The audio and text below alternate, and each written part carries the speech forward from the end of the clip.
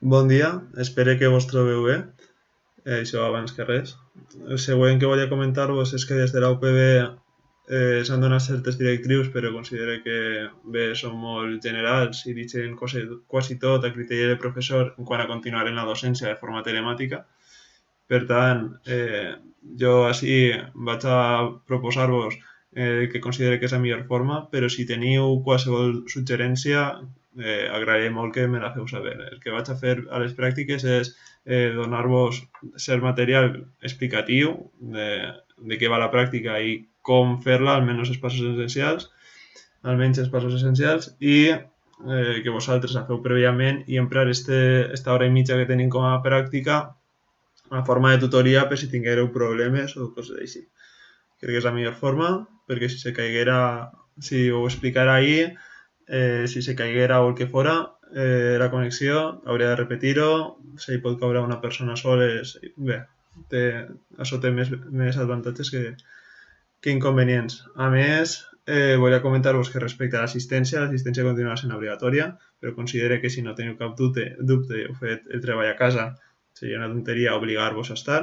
Per tant, si no teniu cap dubte, per favor, envieu-me un correu dient-me he fet la pràctica i no tinc cap dubte per a que jo vos conté l'assistència. Crec que és la millor forma.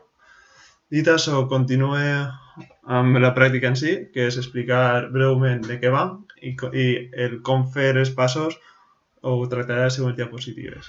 En principi, en teoria, hauríeu d'haver donat els PLD.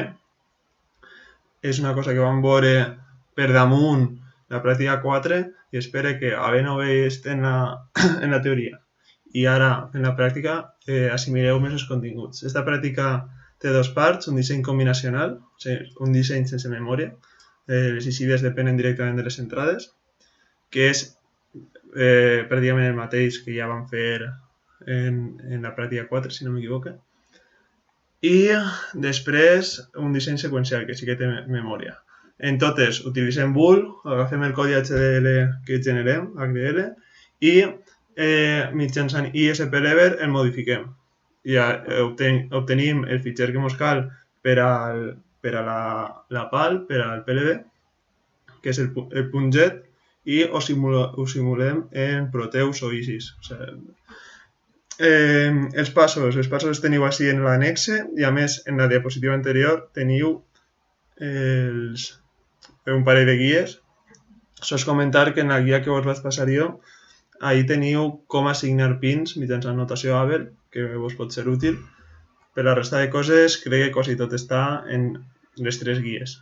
No sé per què n'hi ha 3, s'han fet en moments distints, però espero que hi tingueu tota la informació. Si no, ho podem veure a la tutoria o m'ho podeu enviar un correu si ho feu amb prou marge, que sé que no estic donant massa marge.